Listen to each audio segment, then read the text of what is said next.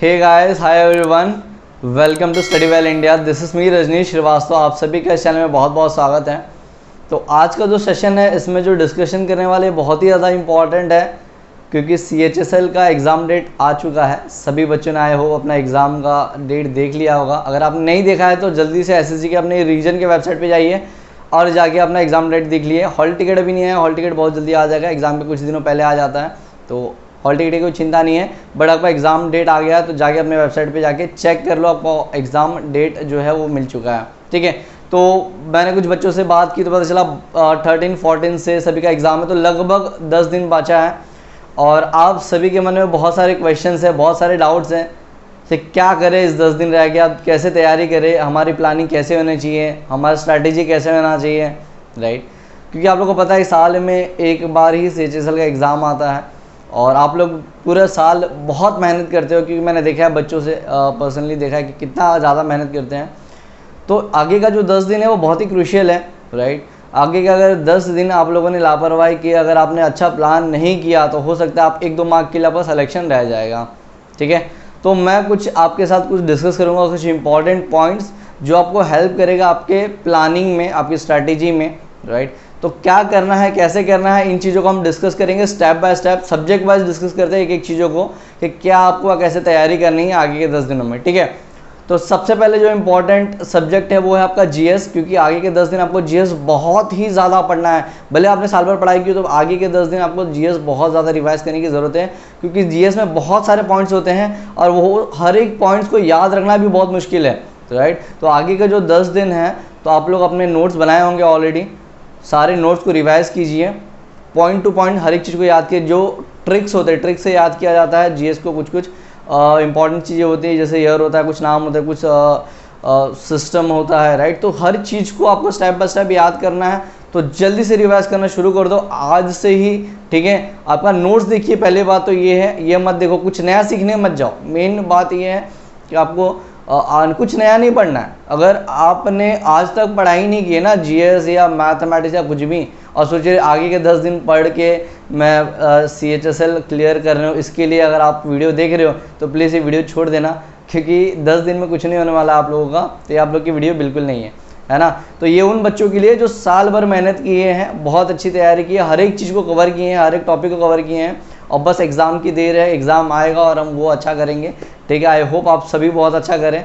ठीक है, सो आते हैं वापस GS पे। तो आपने जितना भी नोट्स बनाया है, जितना भी पढ़ाई किया, सबको रिवाइज करना शुरू कर दो।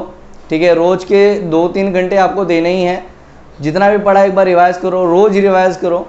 ठीक है, तो आपका नोट्स देख लो, नया नहीं पढ़ना है, जितना भी नोट्स है सो करो। हाँ, मैंने आप लोगों के साथ मैंने कुछ 3000 क्वेश्चन डिस्कस किए थे, याद है आप लोगों को? तो अगर आपने उसको किया था अच्छे से, 3000 पूरे क्वेश्चंस किए थे, तो एक बार उसको वापस रिवाइज कर लो, क्योंकि वो बहुत ज़्यादा इंपॉर्टेंट क्वेश्चंस है। मैंने आपको हमेशा बोला है कि वो मैक्सिमम पूछे गए क्वेश्चन हैं, ठीक है, मोस्टली आस्क्ड हैं। ठीक है, तो वो सबको आपको रिवाइज कर लेना है। नहीं किया तो मेरे टेलीग्राम चैनल पे सारा PDF पड़ा है, अभी भी आप जाके डाउनलोड करके पढ़ सकते हो। 3000 क्वेश्चन है, तीनों के 3000 पूरा अगर आप एक रिवाइज कर लो। ठीक है, हाँ, आपको लगेगा 3000 क्वेश्चन तो बहुत ज़्यादा, नहीं रिवाइज करने में तो टाइम नहीं लगा। अगर आपने सीरियसली सेशंस किए थे मेरे, तो बस एक बार आपको देखता है, टेक ग्लांस करोगे। रोज़ का अगर आप मान लीजिए कि मैंने हर एक सेशन में 50 कराए थे, तो लगभग 60 PDF होंगे, राइट। तो पूरा 60 तो नहीं होगा एक दिन में। ठीक है, तो अगर आप 2 घंटे में ट्राई करते हो तो लगभग मैं आई थिंक 20 PDF तो कर लोगे, है ना। तो 3-4 दिन में हो जाएगा, फिर वापस करना। इस तरह से आप लोग GS को वापस अच्छे से पढ़ते जाओ, है ना। लाइटली मतलब बिल्कुल भी, बहुत सीरियस हो जाए इस टाइम पे। सेकेंड इज GS में अगेन करंट अफेयर। तो करंट अफेयर में क्या पढ़ना है? करंट अफेयर आपको कम से कम 6 महीने का आना चाहिए। ठीक है, तो 6 महीने का अगर आपने अभी तक करंट अफेयर नहीं पढ़ा तो कोई भी दिक्कत नहीं है ना। पढ़ लिया है तो अच्छी बात है, आपको रिवाइज करना रहेगा, बस आप फटाफट कर लोगे। नहीं किया है तो भी आप लोग क्या करो, इंटरनेट पे बहुत सारे लोग PDF बनाते 6-6 महीने का, तो आप सितंबर से ही देख लो। जो जितने भी मंथ्स है सबका इम्पॉर्टेंट, हाँ पूरा डिटेल में नहीं पढ़ना है आपको, 1 लाइनर जो होगा उतना ही पढ़ना है। ठीक है, तो 6 महीने का जितना भी करंट अफेयर होता है वो सारा का सारा आपको रिवाइज करना है जल्दी से जल्दी।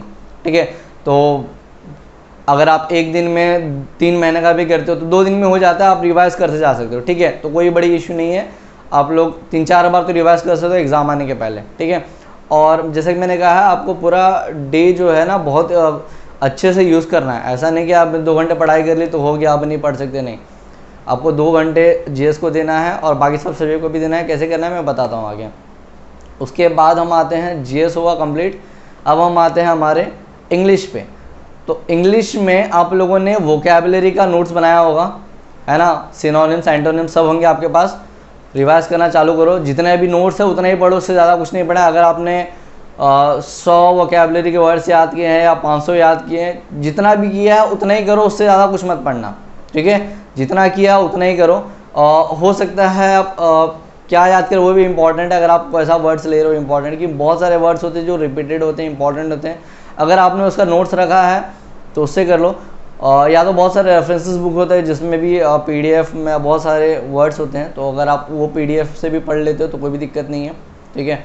तो वोकैबुलरी पे ध्यान दो। उसके बाद इंग्लिश के कुछ इंपॉर्टेंट रूल्स होते हैं जो आपको एरर डिटेक्शन में काम आते हैं, ठीक है। तो अगर आपने उसका भी नोट्स बनाया तो उसको एक बार देख लो।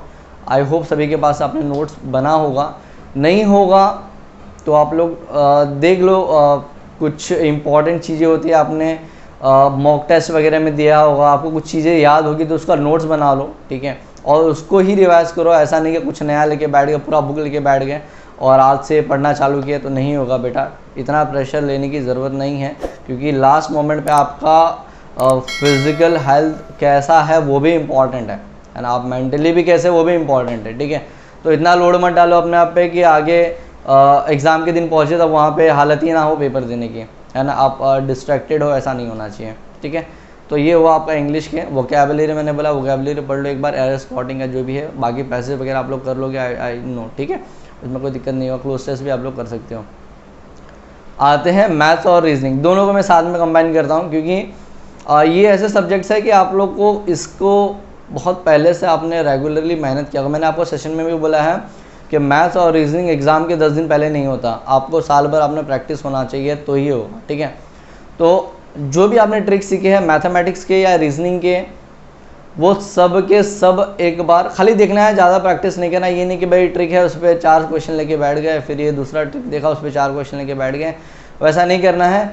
खाली एक बार ग्लांस देखते जाओ, हाँ कि मैंने ये चैप्टर में ये सारे ट्रिक्स सीखे थे, ये चैप्टर में ये सारे ट्रिक्स सीखे थे, उसको नोट डाउन कर लो। अगर नहीं किया तो अभी भी नोट डाउन कर सकते, कोई इशू नहीं है, कोई बड़ी बात नहीं है वो, ठीक है।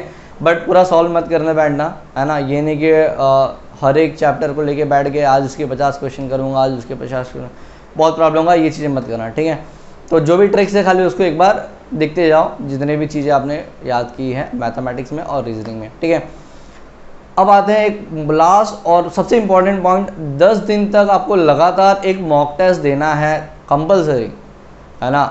रोज़ एक मॉक टेस्ट देना है और आप देखो क्या स्कोर बन रहा है, ठीक है। अगर आपके स्कोर कम आ रहे हैं ना तो घबराने की बात नहीं है, ये सिर्फ एक आइडिया देता है। ऐसा नहीं कि आपने मॉक टेस्ट में कम मार्क्स आया तो मेरा सिलेक्शन नहीं होगा, ऐसा कुछ नहीं होता, ये चीज़ मत। खाली आप मेहनत करते जाओ, जितना हो सके उतने क्वेश्चन करके जाओ।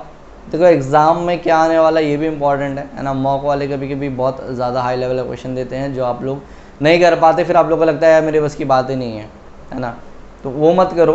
खाली एग्ज़ाम देते जाओ, पर रोज़ एक एग्ज़ाम देना है प्लीज़, है ना। आई रिक्वेस्ट यू ऑल, आपको देना ही देना है, ये छोड़ना मत, बहुत इंपॉर्टेंट है। मॉक टेस्ट 10 दिन तक लगातार देना, जब तक आप एग्ज़ाम आ रहा है। आज से मॉक टेस्ट दिए बिना सुना नहीं है, रात के टाइम या शाम के टाइम में स्लॉट रख लो और इस हिसाब से आपको डेली ये मॉक टेस्ट करना है, ठीक है।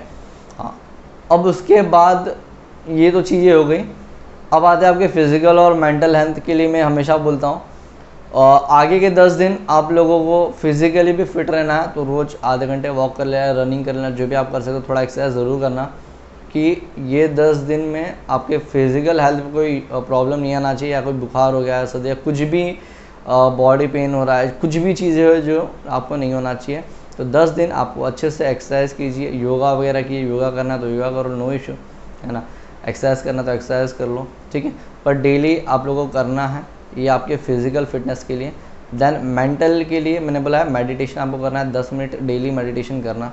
देखो ये चीज़ें जो है आपको इसकी वैल्यू अब नहीं पता चलेगी, ऐसा लगेगा ये तो बहुत ही फालतू सी चीज़ है, बट बिलीव मी ये हेल्प करता है आपके एग्ज़ाम के टाइम पे। वहाँ पे अगर आप 1 घंटे बैठते हो तो उस 1 घंटे में आपका कितना ध्यान हो, आपका कितना फोकस करते हो, है ना। आप फिज़िकली और मेंटली दोनों तरफ से बहुत ज़्यादा अलर्ट होना चाहिए। तो उसके लिए मैं बोल रहा हूँ ये सारी चीज़ों को फॉलो करो। हाँ, डाइट जो है आप लोग का वो भी इम्पॉर्टेंट है। तो कुछ भी यूज़लेस चीज़ें मत खाओ, है ना। जो भी खाओ हेल्दी खाओ, जो आपकी बॉडी को नुकसान ना करें, ठीक है। तो ये सारी चीज़ें आप लोग बहुत अच्छे से ध्यान देना। तो आई होप आप सब इसको फॉलो करेंगे एंड आई विल विश आप सभी का अच्छा पेपर जाए एंड आप लोगों का बहुत जल्दी सिलेक्शन हो। I will be very very happy, I will wait for your result, है ना। सो एक बार फिर से all the best, keep smiling, bye bye.